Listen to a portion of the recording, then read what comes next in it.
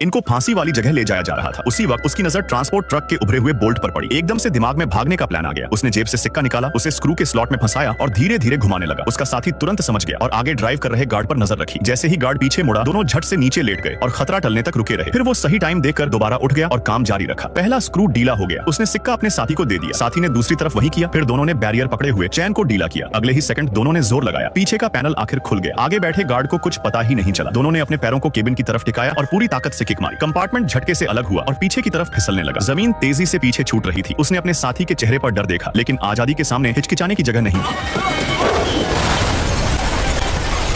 थोड़ी दूरी तक घिसटने के बाद वो उनकी पकड़ से बाहर थे। अब कलाई की हथकड़ी नई परेशानी थी। रुकना मुमकिन नहीं था। गार्ड को पता चलते ही वो वापस मुड़ जाते। सोचने के बाद दोनों ने एक खतरनाक फैसला लिया। उन्होंने भारी कंपार्टमेंट उठाया और रेगिस्तान में चलना शुरू किया। ताकत जल्दी खत्म हो रही थी और कहीं पानी नहीं था। जैसे ही हद पार होने लगी, वो ऊंचाई से नीचे लुढ़क गए। स्पीड बढ़ती गई। कंपार्टमेंट हवा में पलटा खाकर गिरा। किस्मत से वो टूटे फूटे मलबे के पास आ गिरे। वहाँ चुपचाप एक वर्ल्ड वॉर 2 का पुराना जहाज पड़ा था। जमीन पर बिखरे औजार देखकर उसके दिमाग में एक बड़ा आइडिया आया। पुराने सामान और तेज रेगिस्तानी हवा की मदद से उसने टूटे जहाज को जमीन पर चलने वाली मशीन में बदल दिया। बस दिशा सीधी रखनी थी तो वो इस बंजर जगह से निकल सकते थे। लेकिन किस्मत ज्यादा देर साथ नहीं रही। पुलिस को खबर लग गई। ऊपर से हेलीकॉप्टर पास आने लगा। समय नहीं था। दोनों पास की एक सुरंग में घुस गए। जमीन पर गिरते ही वो चौंक गया। ये जगह वर्ल्ड वॉर 2 का पुराना हथियार गोदाम थी। अब उनके पास पीछा करने वालों से डरने की वजह नहीं थी। उन्होंने धूल से ढकी तोप को धीरे धीरे सुरंग के मुहाने तक खिसकाया। उसने रस्सी कसकर बांधी और निशाना लॉक किया। सबसे अहम पल पर उसने फायर कर दिया।